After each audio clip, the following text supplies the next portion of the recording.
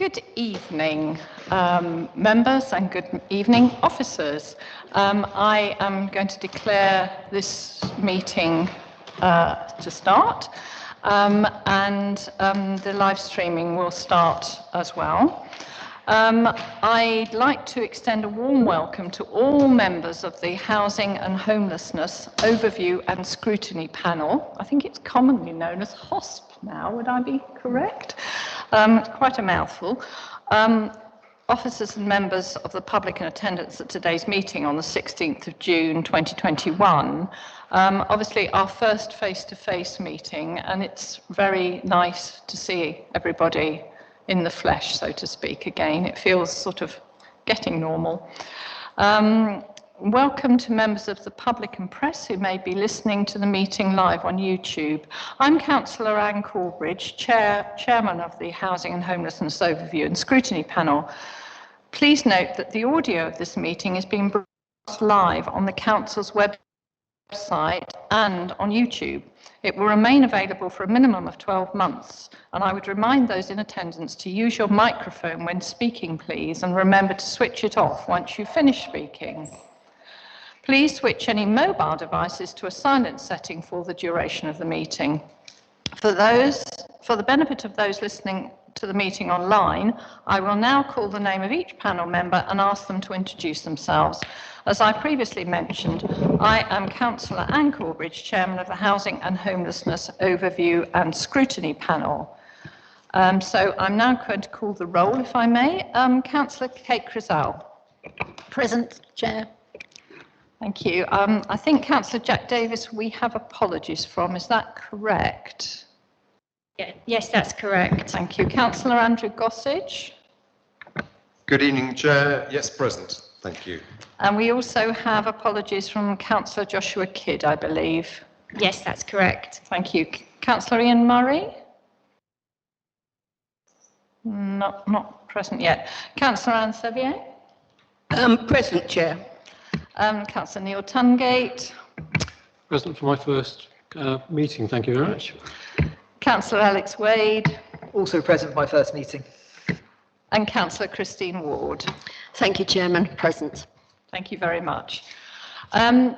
So we've covered apologies as we have them. So can I move on to item 1 of the agenda, which is the minutes of the meeting held on the 17th of March, which was the full meeting of the Housing Overview and Scrutiny Panel, and on the 5th of May, where the new chair was elected, and the title of the scrutiny panel included homelessness. So could I ask, do any members have any issues that they wish to raise on the minutes? Any corrections? No. Can I then take it that we are approving those minutes, please? Thank you very much. Item 2, declarations of interest. Do we have any, please? No, we don't. Thank you. I believe we have no public participation. Is that correct? Yes, that's correct. Thank you. Item 4 is the terms of reference for the panel.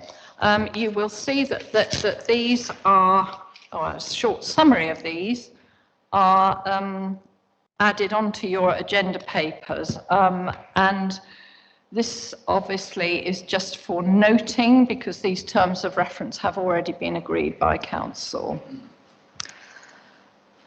So we'll then move on to item 5, if we can, which is the annual performance and provisional budget outturn 2021.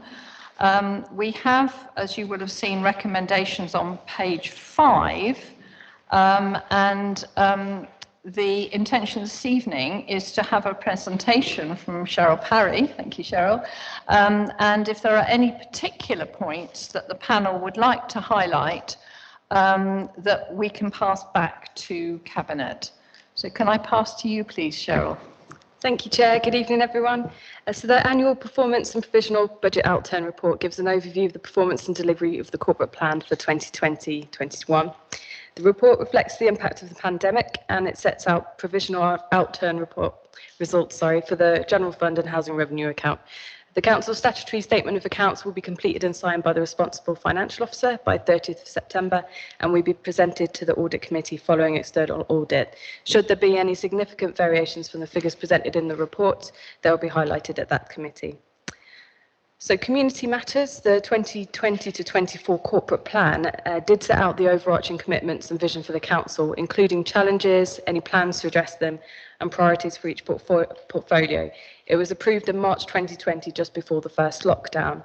Now, the corporate plan will need to be revisited in light of the pandemic and to align responsibilities with the new cabinet structure that came into effect in April this year. That will be reported back to the cabinet later in the year. However, the provisional outturn report was presented to Cabinet in April 2021. This followed the adoption of the emergency budget in September 2020 and subsequent financial monitoring reports in December 2020. I now wanted to just refer you to the annual performance position statement, which is included as Appendix 1 or page number 9, I think it is, in your reports pack. So before I take you through some highlights relevant to this panel, I just want to draw your attention to the performance summary key, which is on page 11. So to reflect the impact of the pandemic, we've used a traffic light system to show the impact on different elements of our service. These are for staffing, which is the availability of staff over the past year, factoring in absences as a direct result of COVID-19. So that could be through shielding, self-isolation, and also redeployment where resources have been needed elsewhere. It also talks about budget, so this is obviously the impact on costs and income due to the pandemic. And finally, service delivery impact. So this is the impact the pandemic has had on the delivery of the service overall to the public. We've also placed an asterisk next to the services that have had the most significant COVID-19 impact throughout the year, and you'll see that is also appropriate for the housing services. So whilst I won't go through it in detail now, it's also worth taking a look at your leisure at page 13. It gives a snapshot of the work undertaken throughout the past year in response to the pandemic. So it highlights just how much the council has continued to deliver despite the challenges that have come with the pandemic. So there's a number of statistics on there you may find interesting. So I just wanted to cover the relevant portfolio for this panel, which is housing services on page 16, I think. Please note the report is backward-looking, and so it represents the portfolio's name and priorities for 2020-21, and that will be updated for the next financial year. So some of the highlights then. So during the first 6 months of the pandemic, the homelessness team helped 130 households as part of the government's Everyone In campaign, with additional costs offset by $800,000 in government funding to support. 207 households were offered with emergency temporary accommodation during the year, and at the height of the pandemic, 85 households were in external emergency temporary accommodation simultaneously. Over 49% of applicants presented as threatened with homelessness were prevented from becoming homeless, with 267 households securing alternative accommodation. The homelessness team received 1,600 approaches for assistance, which included securing accommodation for 524 households. 358 social housing properties were also relet during the year, including 292 council properties. During the financial year, rent arrears increased by over 40% due to the financial impact of the lockdown. Tenants were supported by our teams with financial advice, help with the universal credit claims, and other levels of support. Arrears were back in line with performance targets by the end of the year.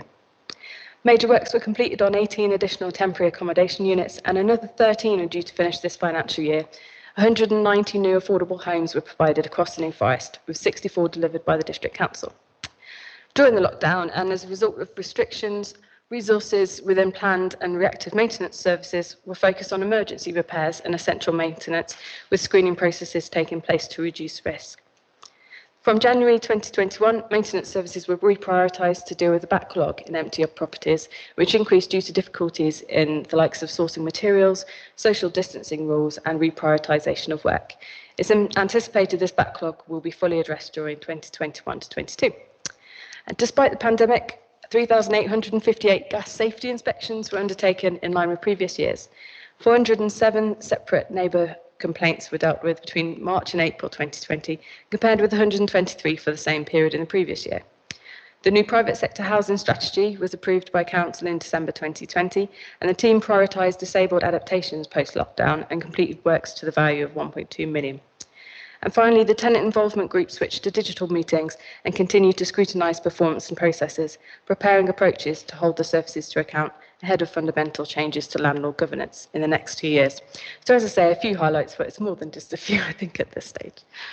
I just wanted to draw your attention to Appendix 2. So this details the financial outturn position, and I just wanted to very briefly touch on this. So initial disruptions with the supply chains, coupled with the initial uncertainty of being able to work within people's homes, did have an impact on maintenance within the housing stock, but this sufficiently caught up by the end of the year. We had to put more budget into void properties to make sure we got these empty properties turned around and re-tenanted as soon as we could, and those are all reflected in Appendix 2. I'll just pass over to any questions. Thank you, Chairman.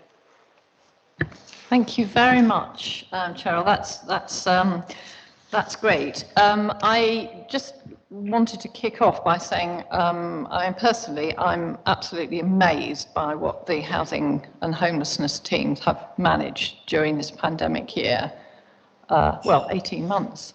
I'm astounded, and it's incredibly impressive. It's nice to see it written down here in this report, and to have it recognised. So, members, can I ask for questions, please, or for Cheryl, or any comments that you would like to feed back to Cabinet? Anne?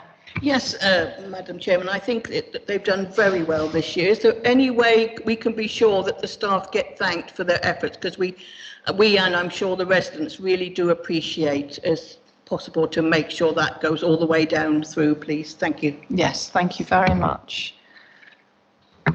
Firstly, I'd like to echo those sentiments. We've all had individual examples of casework where, frankly, we've turned around the views of residents based on the actions. I had one around election time where I was astonishing bit of work from the officers, so I was very, very pleased with that. It made a significant difference. I just wanted to ask a quick question with regards to the neighbourhood complaints. 123 versus 407. Firstly, we can understand all spending more time at homes might bring up those numbers, because obviously we're spending more time, we might be more frustrated by noise nearby. But what additional resource was needed in that case? Bear in mind some of our staff had to go and support more urgent areas, obviously reacting to the pandemic. And also, what is the satisfaction that we had back from residents? Has there been a review on the actions that officers took with response to those 407 complaints, and were there any learnings? Grania, can I ask you to answer that? If I could pass over to Grania. I'd have a go at that. Okay. Well, you know, at the start of the pandemic, you will all recall just suddenly going into lockdown, there was quite a, an unusual atmosphere around that. People pulled together very much at the start, and there was quite a lot of community spirit. But I think with any situation like that, which goes on for a period of time, which this certainly did, the tensions, understandably, within the communities did become somewhat fractured. Now, this did result on, I suppose, a lot of complaints, as you can see there, significant volumes of complaints relating to neighbourhood issues, community issues, neighbours, having issues within their locality, and of course with housing authority, with the landlords, and often the first protocol was to come to us to try and solve these problems. The toll has been considerable on the staff, and you'll see that we had to find some way of dealing with this significant issue.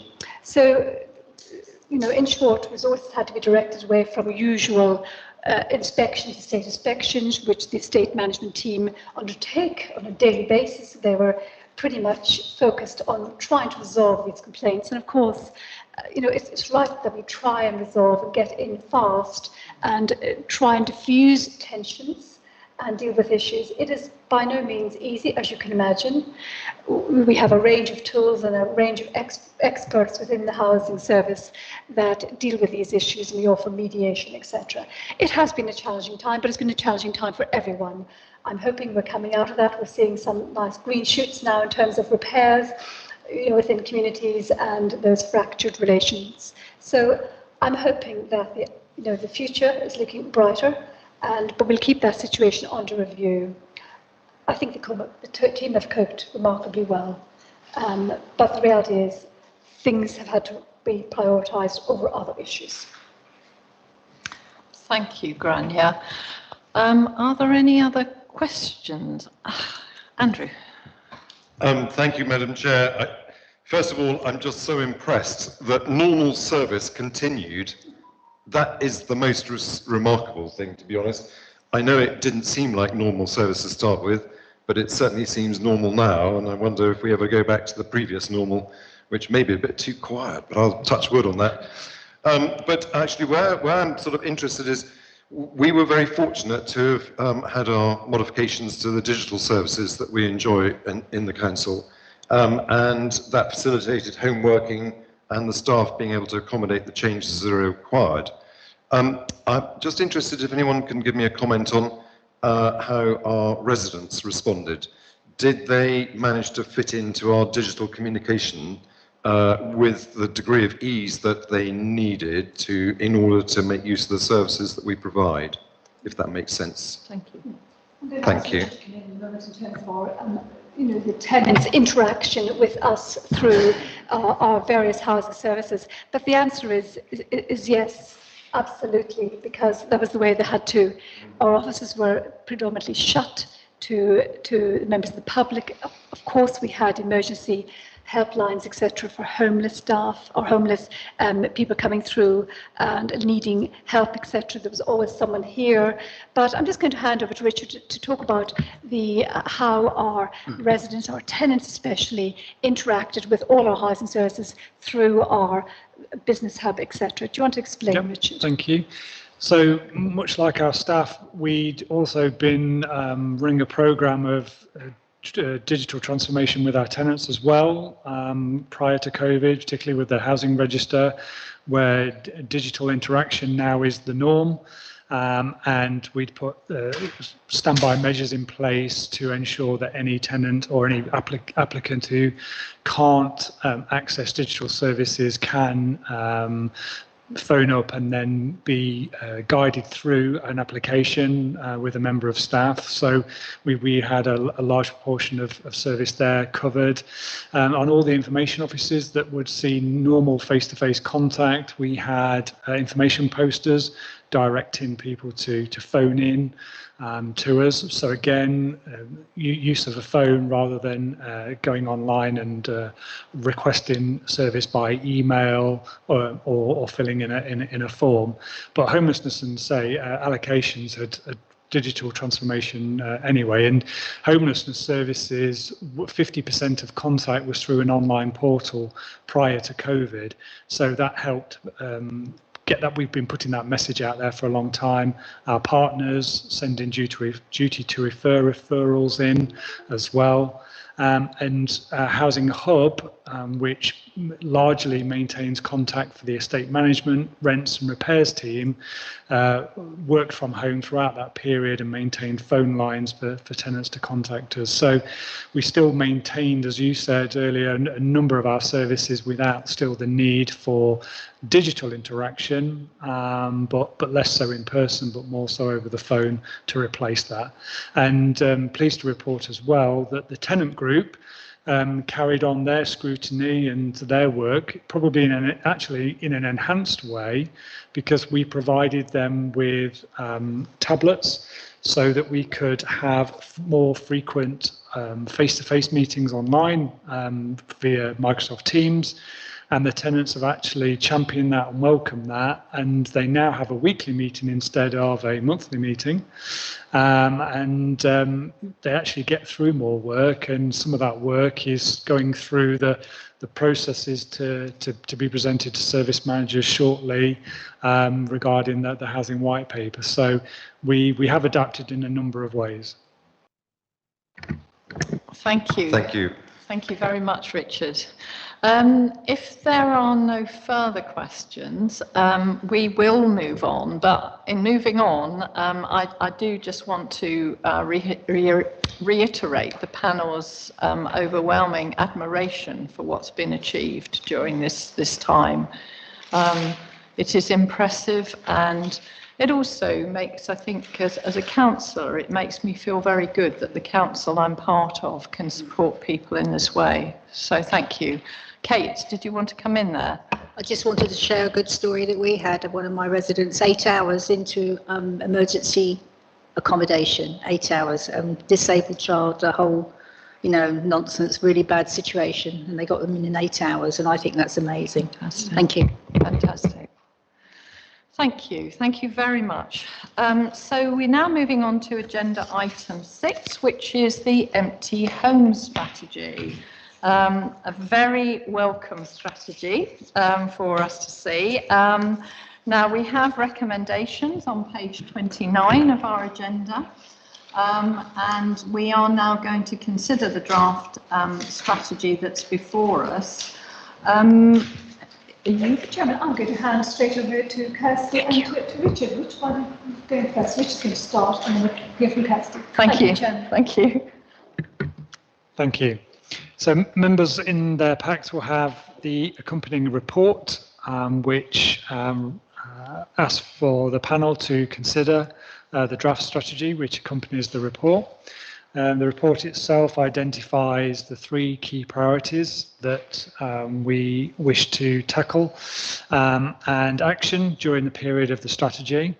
And really the strategy brings together a number of strands within the council, namely council tax, where premiums can be applied to empty home owners in terms of additional council tax, and the work of Kirsty, the private sector housing manager, and their team in order to bring those properties back into use.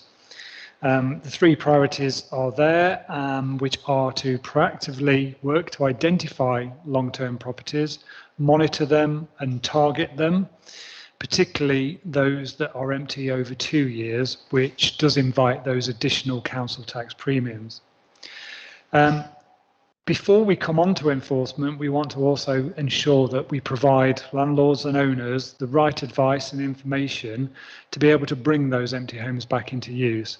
And that will coincide with the work we are proposing with landlords and letting agents regarding our landlord forum and the work that we'll be doing to support the private sector housing market in the district. So information, training, updates on legislation will all form part of that, that strategy. You'll see that the Council Tax Task and Finish group is the group that assesses the level of premium on the council tax for empty homes, and that is the group that Kirsty and I now will feed into, as well as all of the feedback from members and the actual day-to-day response and activities and the learning points that we're able to gather from tackling empty homes, and for the first time to be able to feed that in to the decision making around the council tax premiums. So you can see how this starts to bring together the various threads that are operating around empty homes in the district. In terms of financial implications, there are no automatically arising out of the strategy, although as you can imagine, if we do take forward any enforcement action, there may be legal costs incurred with that. If members go on to the actual strategy itself, you'll see that it follows very much our new suite of documents and strategies that started way back 2 or 3 years ago with the homelessness and housing strategies, and we set out very clearly and plainly the 3 key priorities there, which contain a number of sub-actions about how we will achieve those aims.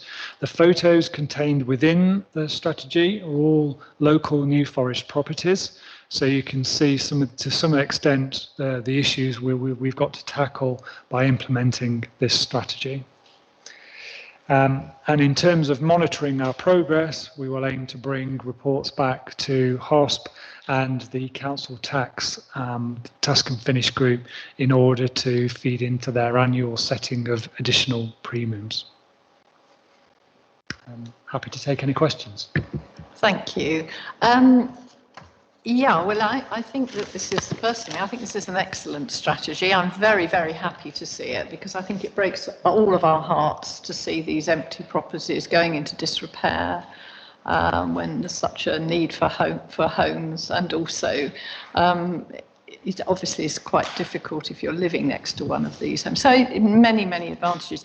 I had a quick question, if I may kick off, and that was on page 36 from the introduction, the central column, bottom paragraph, a property, and this is where when a property becomes empty, a property where the owner is living elsewhere to provide or receive personal care. Can you just talk me through that one, please?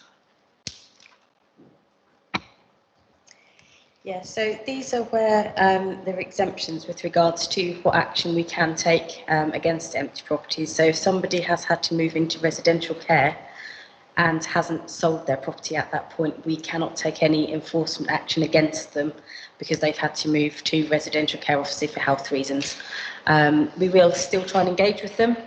So we do have a property at the moment that we're dealing with, someone's in care.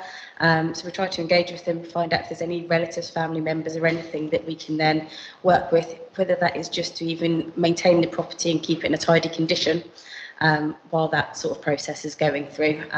So we don't just totally ignore them. But yeah, we wouldn't be able to take any enforcement action if we got to that point. So it is all about negotiation in those cases. That's reassuring because I imagine it could be a reasonably common situation, really. Yes. Thank you.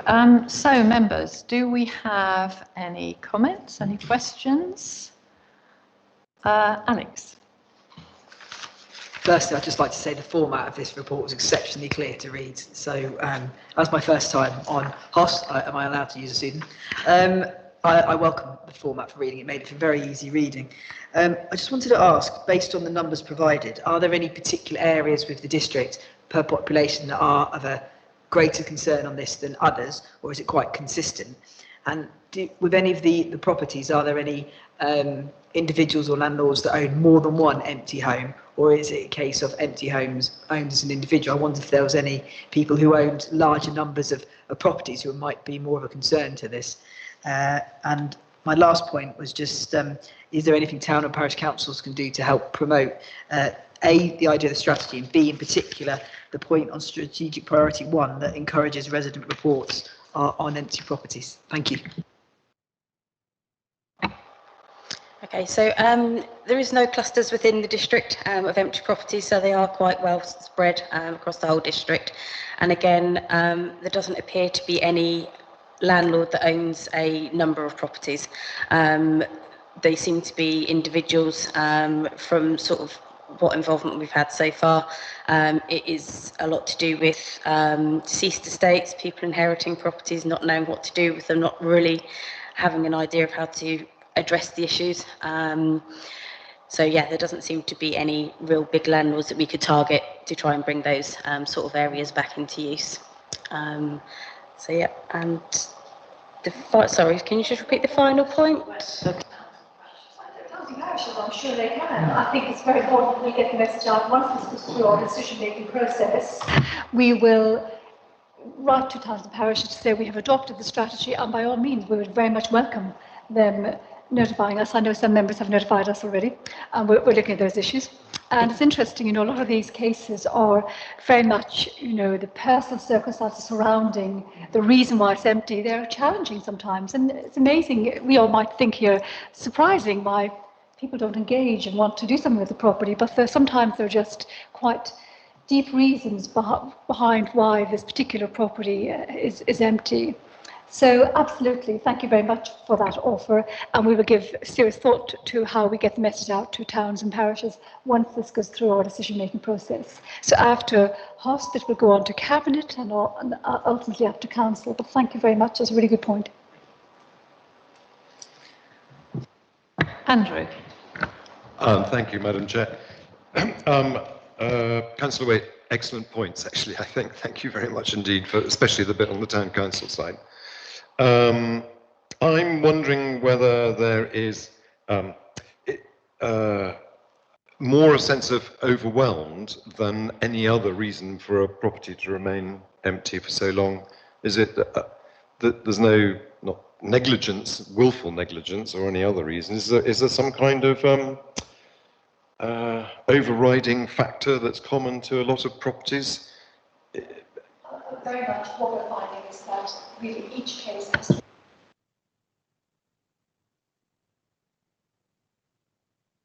complications.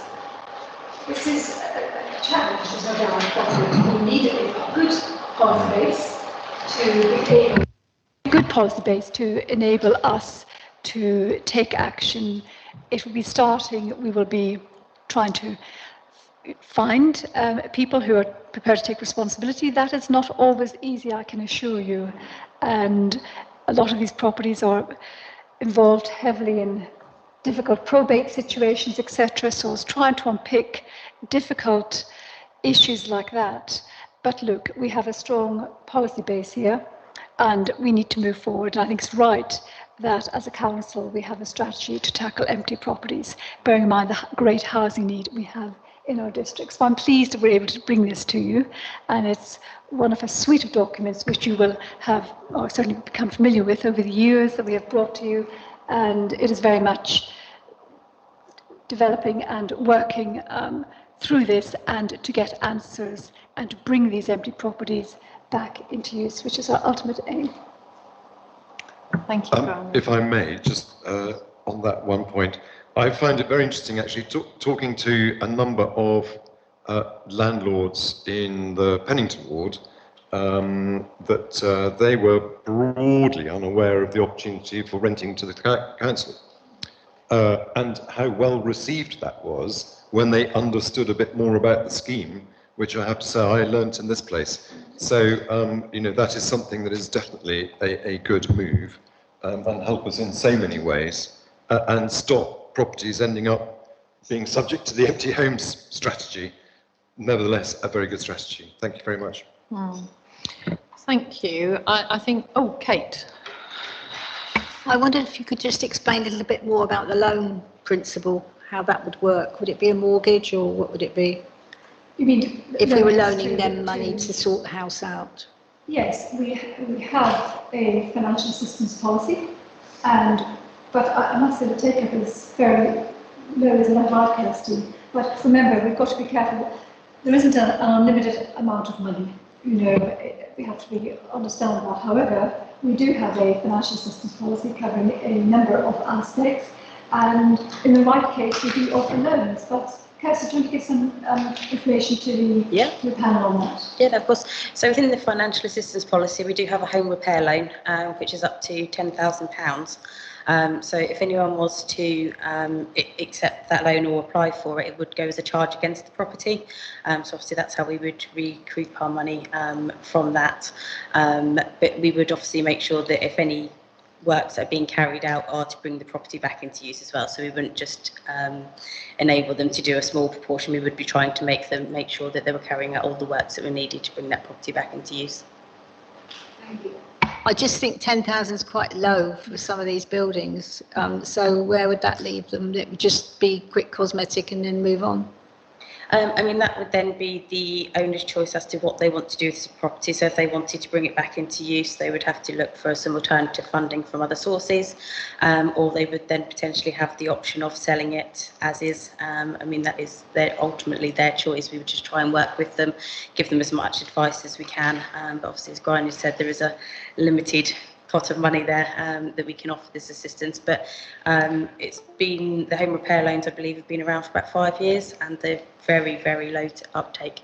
So. Thank you. I suppose that might change if it becomes part of this package. It's a very interesting one, this. I mean, my experience of empty homes, limited to 2 that I know of, and they're both really, really tricky probate. And I mean, that they obviously, those sort of cases are going to need a huge amount of unpicking and support. So, Alex. Just a quick question with regards to the compulsory purchase order on strategic priority 3. I imagine the enforcement is always the last bastion. You'd rather focus on achieving your goal before then. But how does the council consider using that as a regular option? And who would make that decision? Would that be Cabinet and full council? Because that's obviously a financial decision and quite a big decision to make. Or is it something that you tend to use as a tool more sparingly? Maybe I can just help with that. Compulsory purchase really is very much a last resort, and quite rightly so. You're forcefully taking over someone's land. And I think in any spectrum of us as an authority, that is very much last resort. However, the power is there. And we shouldn't shy away from using it in the right circumstances, the right situation. But it is very much a last resort. I think it's important, and I think members will certainly get the feeling that these things are not easy matters. We're not going to resolve every empty property within a matter of months. It's keeping at the issue, exploring all avenues, making sure that when you're making decisions on the future of these properties, you assess all the facts. That's really, really important. Because at the end of the day, there's someone somewhere at the end of the chain in terms of having responsibility for the property. So we need to take into account all factors. But very much CPO is very much last resort. Thank you. If there are no further questions or comments on the empty home strategy, we will move on. Karen, I think you want to update us quickly. Yeah, I just wanted to inform everyone I've received apologies from Ian Murray. Thank you very much. So we're now going to move on to what has become a regular item, I think anyway, which is our homelessness update. And Richard, I think you're going to update us, please. Thank you, Chair.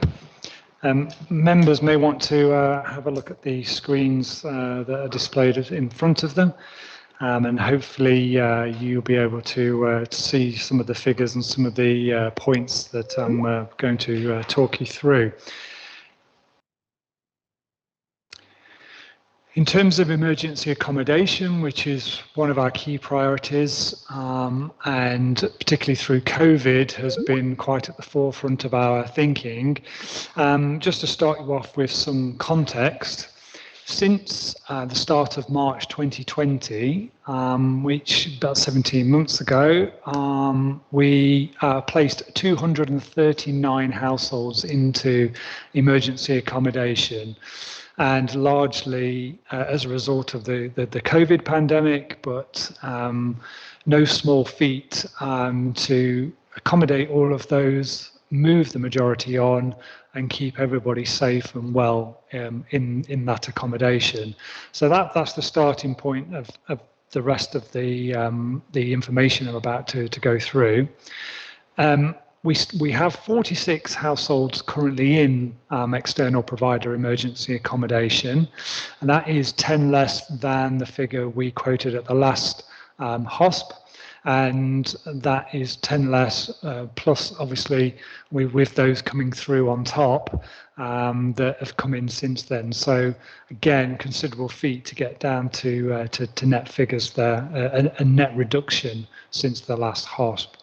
That figure is broken down by 9 families, 2 couples, 35 single people, which is 13 females and 22 males. And females, consistent theme now, considerably high in single females becoming homeless. And 5 of those are under 25. We are seeing a reduction. The majority of those all have accommodation lined up, which either we're waiting for the ready date or we're just processing the move. So the 9 families all have accommodation, which was mentioned earlier that Councillor Gossage mentioned, our private sector lease accommodation. So those 9 families all have properties lined up and we're just waiting for those moves to take place. And the majority of the single people all have the next step accommodation to be moved to. So positive stories. I thought it important as well to kind of follow on from that just to show you the successful move on outcomes for those in the relief duty. So this is those applicants who have become homeless and where we have successfully accommodated them within 56 days of that homelessness day. And that isn't into temporary accommodation, that is into a secure home, either for 6 or 12 months. And members, if you can see the figures there, the total there is 132 since May last year, 26 being accommodated securely for 12 months or more, and 106 for 6 months or more. And what that means is that we've been able to guarantee that that is a minimum stay for secure accommodation. So that we would hope the majority of those would continue to live in that accommodation for the foreseeable future. You can start to see that within 56 days how many we've been able to move on during that period.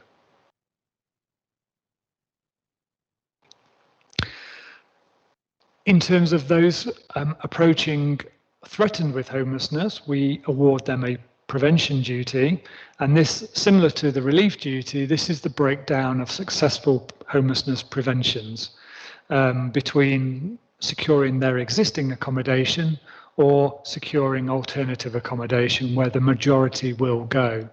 And you can see that in that same period, we prevented the homelessness of 255 households, which again is considerable numbers.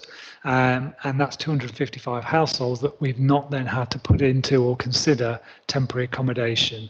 And that will be various means through our private sector rental scheme, where we provide deposits and rent in advance, negotiations, mediations with landlords, resolving debt and management issues, and all sorts of related issues that someone might be faced with, particularly around housing conditions, which Kirsty's team might have resolved for us. The chair put a question to me earlier in the week regarding how many private rented tenancies were coming through, and members may know that evictions were postponed during the COVID period, and that moratorium ended recently. And whilst the situation is relatively unknown, what will happen over the next few months, one thing I can reassure members is that we've still been able to attract the majority of those people, those residents who have been served notice during that period or prior, which shows in the blue line and the orange line, who have still approached us during that period for assistance. And just because they're not going to be evicted for several months, we've continued with that focused work on trying to find them alternative accommodation or try to negotiate with the landlord to secure their current property, which is reflected in the figures in the table above. So whilst we saw an initial drop-off in May 2020, we have been able to attract a number of households to come to us to seek assistance, so we don't end up with a large number of households all at once in a crisis situation. In terms of some updates on homelessness, Tim will go through temporary accommodation commencements in more detail, but we have now 3 ex-rough sleepers in our new Torlands hostel, which was ring-fenced and funded for rough sleepers, so specialist supported accommodation for them. Our first resident will move into Blees Court on Friday, and our 2 new support workers who will work alongside the rough sleepers in Torlands have commenced employment, and that funding has been secured for 3 years. We had a member of the team recently leave, and we've replaced them with a dedicated homelessness prevention officer, so the remainder of our roles are generic. We wanted to change that focus and have a specifically focused homelessness prevention officer to assist with the work that you saw on the previous slide. I'm also very pleased to announce, and members may have seen some of this in the press, but to confirm that we were successful for our Rough Sleeper Initiative Year 4 bid to the tune of £298,850, which continues the funding of the existing support team for a further year, provides a pot of funding of £33,000 to help rough sleepers into the private sector and give them some home startup packs to smooth that transition. And we were also awarded additional funding for a mental health nurse to work in partnership with mental health services, and a new rough sleeper prevention worker to target those individuals who are sofa surfing or with family, friends, who are actually at risk of losing that accommodation or have just exhausted all the possibilities that they have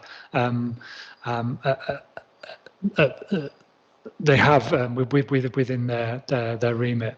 So we want to obviously stop people ending up rough sleeping in the first place, as well as being able to deal with people who are. We also received a £130,000 top-up to continue to accommodate those single people who were accommodated post-COVID for the first quarter, and that will obviously just help us find the right setting for those. Often, many of those are complex individuals, and it is all about ensuring the right support and the right accommodation setting is put in place. There is a forthcoming capital bid that Tim and I and the teams are working on to secure additional funding for more accommodation. We can update you on that later in the year. And we continue strategically to work on the transformational work across Hampshire, which the COVID pandemic really helped champion. And there's a lot of strategic people talking about operational services across Hampshire, combining health, mental health and housing as one holistic solution. It's taken its time, but we're now pleased that they're on board. There is a huge mental health transformation going on, and this morning I was at a meeting with local people who are part of that transformation, ensuring that we're part of that and we can feed in, and our residents in temporary accommodation settings and other settings can benefit from that. And we continue to work on discharge protocols with prisons and hospitals to ensure that people aren't left homeless in between care and support. Just changing the emphasis slightly now onto the housing register. So again, this has been a regular feature, and what I'm demonstrating here is, in this slide, is the demand for housing. So in the top left, we've got the breakdown by the priority bands, and you can see the difference between March and June. And obviously, we will have housed a number of people in between those dates. So you can see how those figures have increased and the percentage breakdown in terms of that priority band. You'll see how that breakdown works into housing and reletting on the next slide. We've got a breakdown by bedroom need, and you'll see the highest need there is 1 bedroom and 2 bedroom, with still 4 bedrooms being, although small numbers, we have a small amount of resource as well. So still as important to us to make sure we cater for those families as well. And then in terms of area, we've got the breakdown, the number of applicants and the percentage breakdown. And you'll see on a number of areas such as Hyde and Ringwood, much like a top 40 chart, we've had movers and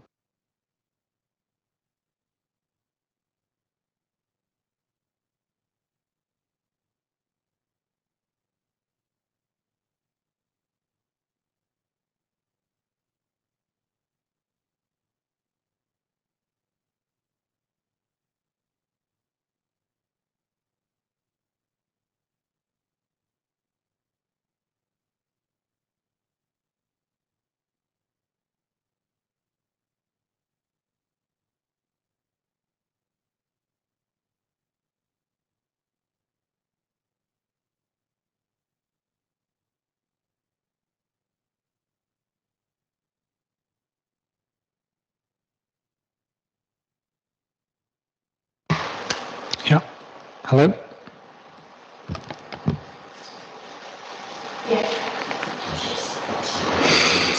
Okay, so I'll just we'll just finish on that again. So on the right-hand side, you will see the area of first choice broken down by conurbation areas and areas where we've got obviously our social housing stock. So how does that transform into actual lettings? Well, it follows a very similar pattern. Across the bands, we've still got good coverage. We are able to provide properties to those in band 4.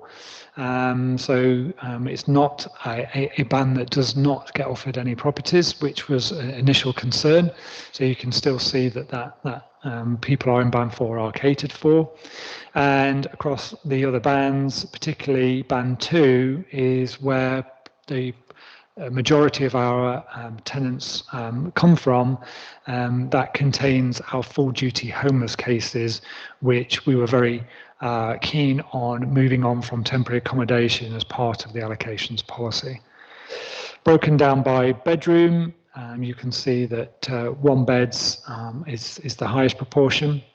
And over then on the right hand side, the breakdown by area very much sits with the demand areas, not too dissimilar, and obviously the larger conurbations that we have. Ringwood recently has experienced a large number of newer properties as well, which will be another reason why that figure is at the top. Happy to take any questions, Chair. Thank you very much. Very interesting as ever. Just before I take questions, I was very keen, as you know, to hear about what we were doing proactively in terms of the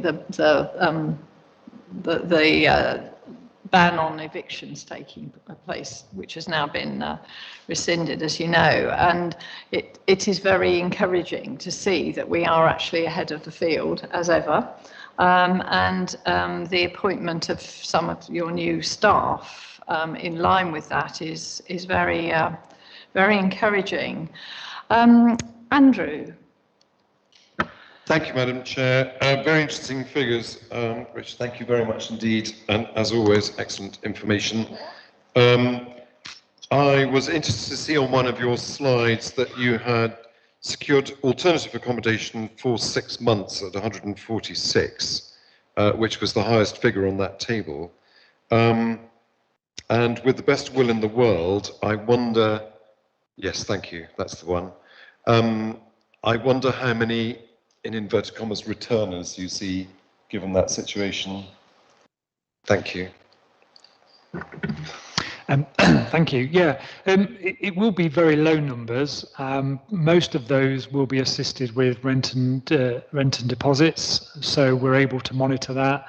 And whilst there is discretion to re-lend a second amount, it is unlikely that tenants who have only been in a property for 6 months will have repaid the initial loan, and those cases get flagged to me. So there will be relatively few who will lose that accommodation. Obviously, what we try and do is make best endeavours to ensure it's affordable, and to put the support in place to make sure that the rent has been resolved with the landlord and rent payments set up, universal credit claimed, and things like that. So all the measures are put in place to ensure that the tenancy should be successful. And obviously what we do, we engage with the landlords as well, and we have a member of staff monitoring the deposits and the rent in advance, and who gets in touch with the landlord, and any issues can be flagged up with us at that point. Thank you. Okay. Thank you very much, Richard. Kate. I'm sorry to ask a question you're probably already covering very carefully, but year 11s in school, do they get looked at as rough sleepers? Because the teachers often know about that happening before anybody else. And I think if they were discussed, maybe that you'd get onto them quite quickly. Yep, any rough sleeper we commit to get to within 24 hours, if not sooner.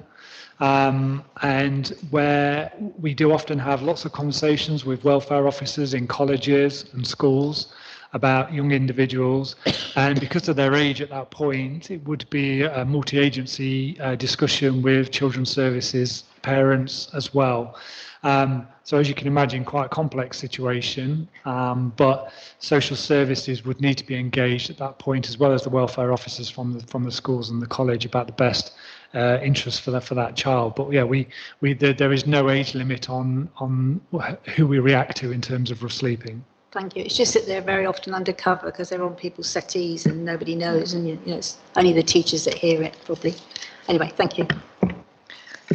One of the questions I did ask Richard the other day was when when they were thinking to hold the next multidisciplinary forum. I haven't got a cough that's related to anything. My drink went down the wrong way. Richard, do you want to just tell the panel? Thank you, Chair. Yeah, many of you will have attended the multi-agency forum that we were successfully holding for a couple of years prior to COVID, and we'd made great gains in there, got great attendance, even having to move venue to accommodate the number of attendees. And COVID obviously put a halt on that, and we hope, as well as a new landlord forum, to hold those in the autumn and bring together all the agencies that were part of that. And the reason we haven't necessarily held those virtually is because they really worked in a face-to-face workshop kind of sense where people could interact freely, and that's quite difficult when you get 60 or 70 people on a virtual meeting. So that's not to say meetings and groups haven't taken place. We have been part of lots of mini community groups and local groups as well, either face-to-face or virtual. Myself been part of a poverty group and fuel and food poverty group with local groups. And then we have another group which is focusing on homeless and work with the food banks, which again, we've educated staff there to pick up on cases that will need our assistance and our help, as well as obviously all the conversations that I've already highlighted with mental health teams, social services that have continued in smaller formats, which we aim to bring together. So I think when the multi-agency forum does recommence in the autumn, we're in a much more advanced stage to talk a lot about a lot of more strategic link-ups and local link-ups that actually we on the ground, along with our support team who are supporting a number of those initiatives, we're able to take forward, along with citizens' advice, so again at the local forefront of matters. The landlord forum itself, on the back of that, will focus on a lot of the work, both from the homelessness strategy and the private sector housing strategy and the empty home strategy. And that is multifaceted in terms of, again, highlighting the issues around early notification of problems with tenants, rent payments, debts, and that will link up with a new initiative that is badged Call Before You Serve, and that is targeted at landlords. There'll be a promotion campaign coming up very shortly that aims to get that kind of moniker, that call before you serve, into the psyche to think, well, actually, my tenant's missed a rent payment this month. I'll call the council, we'll get in touch, we'll try and resolve it before it escalates. And that will be part of the landlord forum, as well as educating landlords on condition and ever-changing legislation, which is, again, in terms of electrical regulations, has again changed this year. So landlord forum will be held in an external venue, which we aim to focus on lettings, agents and landlords. That focuses on the work of our private sector landlord liaison officer, recruited about 18 months, 2 years ago, who again has been promoting private sector lease properties amongst the landlord groups and really turning over the quality of our properties that we hold. We've been getting rid of some of our long-term stock that perhaps is no longer suitable, and bringing in some much better quality accommodation with some much more up-and-coming landlords. So lots to take forward as we go forward in person.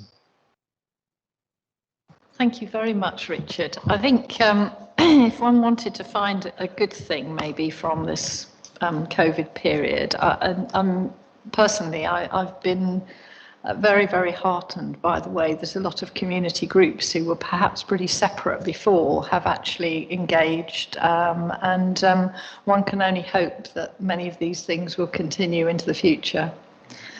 But thank you for that update. It's always... Oh, I'm so sorry, Alex. Yeah, it was a really, really good update. Thank you ever so much. I just have a couple of questions. On the housing register, I worked out it was approximately about 6% rise from 1267 to 1350. That's just meant to pass, so that could be slightly wrong. Is that expected, or is that something of a concern? And do we see that sort of tailing off as we hit 2021?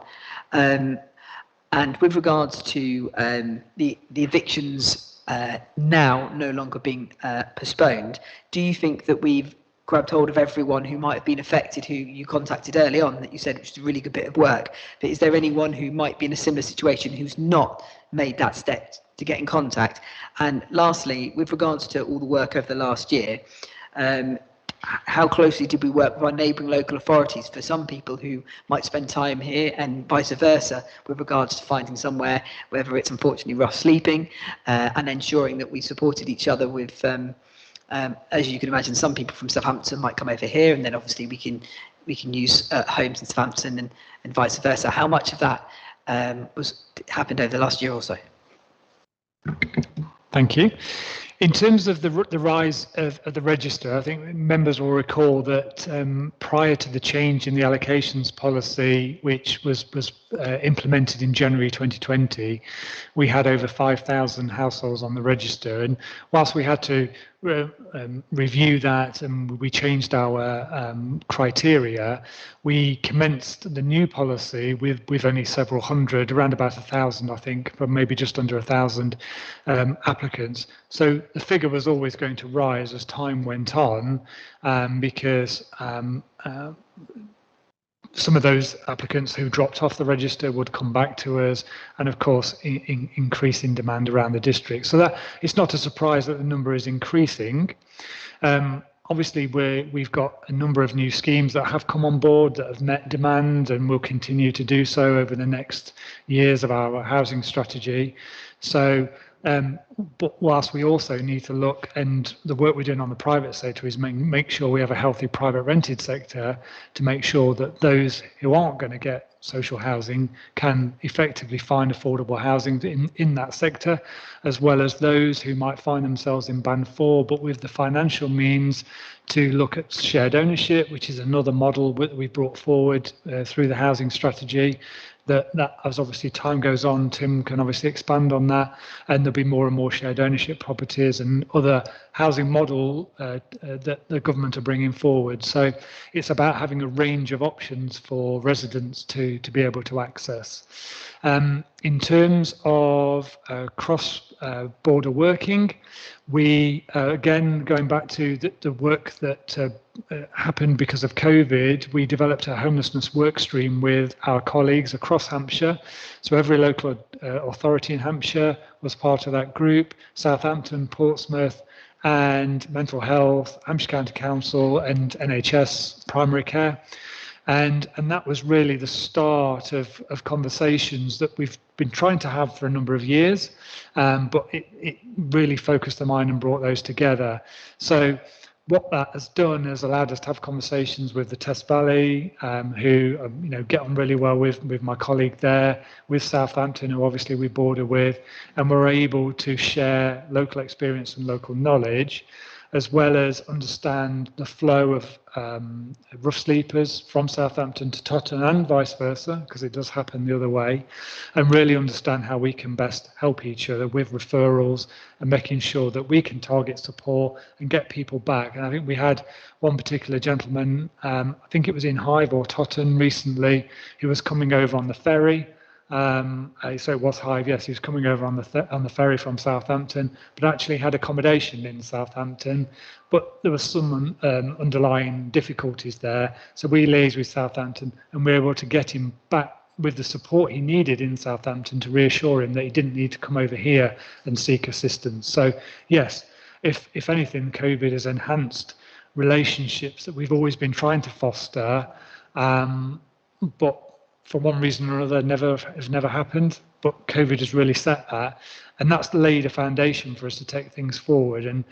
And with the mental health partnership, that's one thing that's come out of them listening to us about our difficulties in dealing with really complex and vulnerable individuals, that they've finally heard that message and come back and said, okay, we'll embed your views and embed joint working with our community response. Thank you very, very much. It's been a very interesting presentation and questions. Thank you, Richard. Thank you. So moving on to agenda item 8, Tim, I think you're going to talk to us about property development and acquisition updates. Please. Yes, indeed. Thank you, Chairman. Let me share the screen.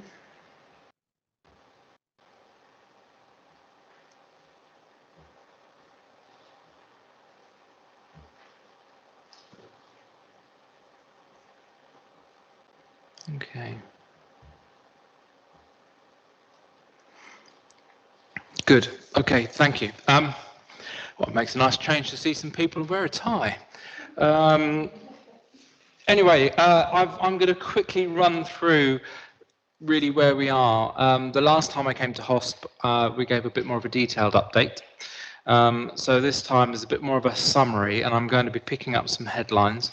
I think Chairman's privilege was to ask me about Blees Court and whether we could include some photographs for you to see how that scheme finishes now, and Richard was referencing there that we've got first folk are moving into that scheme. A little bit about the current programme.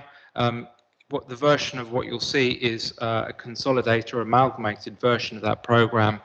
As you'll appreciate for this particular group, there are opportunities that we're looking at which are still at confidential stage, so I'm really talking about amalgamated figures. And then lastly, just a little bit about first homes, which some of you will have no doubt heard about. So some of these headlines to start with. Very pleased to say, and this has really happened in the last few days, Mulberry Close. These were existing properties, new build properties that the council purchased in the late autumn of last year. 2 of those were bought intentionally for shared ownership to sell on a back-to-back basis, if you like, to find locally connected buyers for that scheme. Very pleased to report that those 2 shared ownership homes have both now exchanged contracts and are due to complete next Monday. Moving on to Blees Court, just a bit of a background here, and I haven't been fiddling with this, so you can see that I've referred to this being an empty property. It was empty for at least 2 years, and the chairman may correct me exactly how long it had been empty, but when we acquired it from Peabody, it had been sitting there, and it was in very, very tired condition. It did actually, even when we acquired, provide 7 one-bedroom self-contained flatlets, and there was an office and a small laundry, but we have reconfigured the space. It's an historic building in a sense, made up of an amalgam of different ages of property, extensions, things that have been built on over time, and a particularly challenging site, and you'll see that in a couple of pictures in a minute. We acquired this, if you like, knowing that we would have to reach an agreement with access through Jewson's. It was all a bit of an unknown, but we worked our way through that. The parking, well, sort of slightly asset stripped in the past, but the parking that had been provided with Blees Court had been sold off. Fully refurbished by Stepnell, one of our building framework contractors that was selected last year. Now, the main contract itself completed in March, but we have had additional works. This is quite common, additional fire safety measures and such like that have to be put in afterwards, and of course you have to furnish these properties too. So just a few pictures here of where we were at the time that we acquired Blees Court. Speaks for itself really in terms of the state of the internal accommodation. Yeah, bathroom there. The reason I put that photograph there of the loft access was that one of the things that we discovered, having acquired Blees Court, when the building contractors went up into the loft, they immediately came back to us and said, look, there is a whole load of sharps up here, and we need this to be cleared out professionally, and that's going to be an extra piece of work on the contract. And despite the fact that it was obviously locked and secured, previous residents at Blees Court had obviously made it into the loft. So that was an extra piece of work. Again, saw more emotive pictures really about the state of it when we took it over. considerable work required. So our team, we did this internally. I'm pleased to say that one of our architects, assistant architect technician, led on drawing up the revisions, refurbishment work, specification, and alterations to the scheme. And Stepnell's came in the latter part of last year. And to give you a sense of where we are today, really the pictures, I think, speak for themselves. You can get a sense of the standard that's been achieved, the improvements, kitchens, the laundry room, which was a bit of a cupboard previously, has now been fully upgraded. With a scheme of this sort where we didn't have any external drying facilities, it was important to make sure there was provision within Blease Court for people to be able to wash and dry their clothes. And this was in the very latter stages of actually getting the furnishings, soft furnishings ready. And that's how it looks today. So very quickly, skipping you through some other headlines. More Close, site that we acquired some time ago. I'm very pleased to confirm that planning application has been submitted. It is now in. We've got outcomes. We're waiting outcomes on 2 bids at the present time, so we are still looking for new opportunities. And one of those is related to what Richard was alluding to earlier about move-on accommodation for rough sleepers. So we're waiting for outcomes on those. We've selected an architect to take forward 3739 Salisbury Road at Totton. We're just finalising the appointment there. We've had support confirmed from Netley Marsh Parish Council. They have given it to us before, but we went back to them. We've had meetings with the National Park Authority about progressing with a planning application for an exception site on council-owned land at Netley Marsh.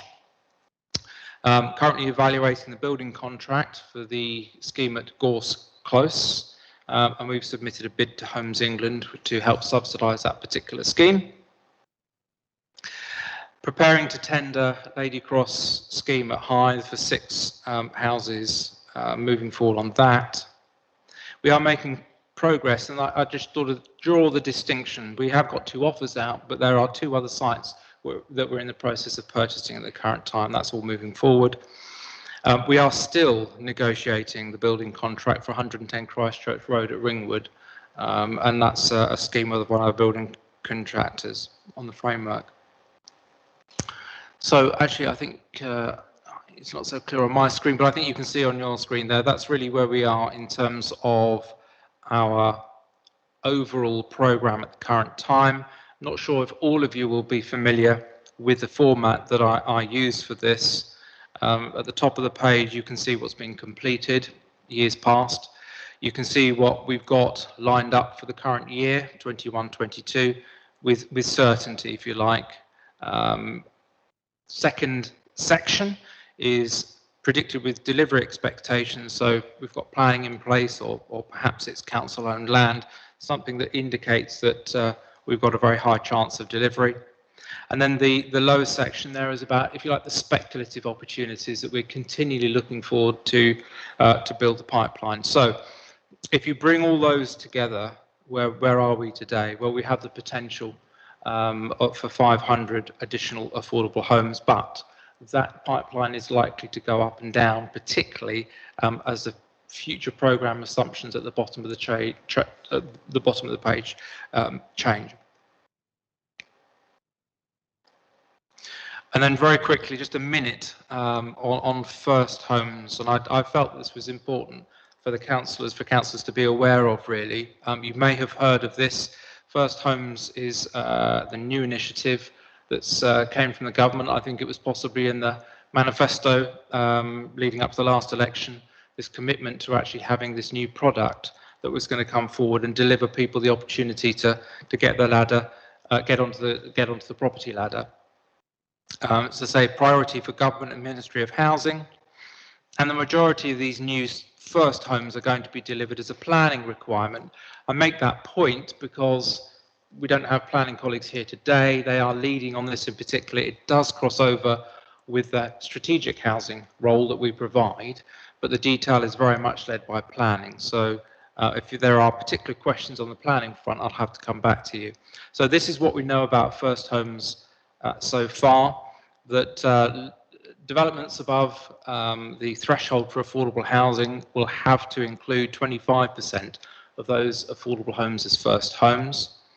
The model itself is being sold as discount market sale homes with a minimum discount on market value at 30%, and that discount will always be applied in perpetuity. So in other words, when people resell, the next point when they resell, they'll have to apply the same discount themselves. In higher value areas like the New Forest, there will be the scope for high levels of discount, and I think they go in 10% chunks, so I think that's up to 50%. Scheme is explicitly for first-time buyers buying with a mortgage. It will be restricted to households who earn less than £80,000 outside London. First-time buyers, I think I've said, would have to have a mortgage. And the homes will have to be their main residence, and there will be restrictions on privately renting. Price cap will apply to the initial sale, and that will be £250,000 in the New Forest. We will, as a local authority, be able to set some local connection restrictions, which is good news, but there will be some limitations on that, some control mechanisms around it. And then special arrangements will apply if first-time buyers aren't found for first homes. There's, if you like, an exit plan that is being put together. And really my last point here before taking any questions was that we haven't yet evaluated first homes as an authority. It's something that the planners are leading on. It is likely to have quite a significant impact on shared ownership that will come through Section 106 schemes going forward in the future. It's very likely, I think, that first homes will replace shared ownership homes. But there's quite a lot to consider in this. And I think councillors, I'm sure maybe it'll be a joint approach, I don't know, but I'm sure we'll be back to you with more information about first homes in the future. Any questions? Thank you very much, Tim. That was very helpful. Can I just jump in 1 second? I was just wanted to come back to you on the first homes issue, where your first point is that every development that is above the affordable housing threshold must have 25% affordable housing. How does this square up with the potential for a viability assessment that might lower it? I think the headline is quite clear that of affordable housing that comes forward on a development, the expectation is that 25% of it will be first homes. So if you have a reduction because of viability, then you'll still have 25%, but it will be less because of the viability calculation. It's a very, very clear steer that we've been given by the Ministry of Housing. Mm. Of the affordable housing that comes forward, 25% of it will be first homes. Interesting one. Thank you very much. Anne, sorry. Yeah, thank you, Madam Chairman. Yeah, my question was on the property in Ringwood, because I drive past it quite often on my way to Lidl's, and I noticed that nothing had been happening. So do we know when work at the property in Ringwood will commence? Thank you. It has taken longer to get a start on that site than we'd anticipated, and that's because we are engaged with one of the building contractors on the framework. They have a view of the cost of that scheme, the conversion. We're in difficult times at the moment in terms of building costs and uncertainties and escalation, and we're working very closely with them to make sure that we get best value. So we've been going around that a little bit. Conversion schemes aren't always as the best value that you would like them to be, if that's the right way of framing it. So it's a case of working with them to try to get the best price. I'm certainly hoping, and I've said this to colleagues, that we're anticipating that scheme being completed completed during the course of this financial year. Thank you, Madam Chairman. That's good to know. Thank you. Thank you. If there are no further questions for Tim, I'm just to say, because I will say about Blease Court, I knew Blease Court in its previous incarnation. I had occasion to visit there a couple of times. I've had a quick look at it from the outside now, and it's superb. And again, I feel very proud that we're actually offering this standard of accommodation to our residents. It's impressive, and thank you. It's thoughtful as well. It's very thoughtful. Thank you very much. So moving on to agenda item 9, we have Jill to update us, I think. Thank you. As members will see from all that we've discussed this evening, the Housing Department has not stood still during the COVID pandemic. The annual performance report demonstrates the commitment and hard work of our staff who have delivered and continue to do so, despite experiencing great challenges along the way. Members, I am sure, and I already know you do agree with me. I would also like to say how great it is to see in person members and our officers. I believe the future is bright, and I look forward to continuing our housing journey where we can make a real difference to people's lives for the better. I'm extremely proud of what we have achieved to date, and members, I can assure you there is plenty more to come. Thank you very much, Jill. I think we all totally agree with that. Thank you. So the final item on the agenda is the work programme. We have this for any new members. This is a recurring theme for this committee, which is, I think, extremely useful. And it's just really for you to note and flag up if there are any future items that you might wish to add to this list. It's pretty comprehensive to me.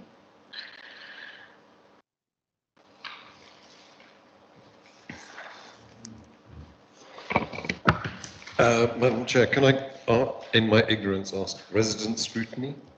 Sorry, ask. Resident scrutiny? Resident scrutiny. Yes, Chairman, that is, yes, we're getting an update at the September meeting. Remember, we have a tenants involvement group, and part of the role, a major part of the role, is to scrutinise how the housing authority is performing in terms of interrelations with tenants, etc., standards, and of course we have the white paper coming down, which gives tenants greater voices, and there's even going to be more scrutiny. So we want to give you basically an update on and give you a flavour of what is coming down the tracks, and that will be at our meeting in September. Smashing. Okay. Thank you. Thank you very much. Kate? I think we should explain about the train and the tracks, Grania. I think you should explain about the train and the tracks. You were just mentioning the tracks. Sorry, I'm being facetious. You used to have your little diagram, didn't you, of your train? The train is going along like manic at the moment. I think you should change it. I like fast trains. Yes, I think you should have a faster train. The team are getting used to it. Okay, well, if there are no further points, I will draw the meeting to a close. I'd like to thank you all for attending. As I say, it's so nice to see everybody again. And our next meeting, I believe, is the 15th of September. So have a happy summer, possibly a holiday before then. I'll see you in September.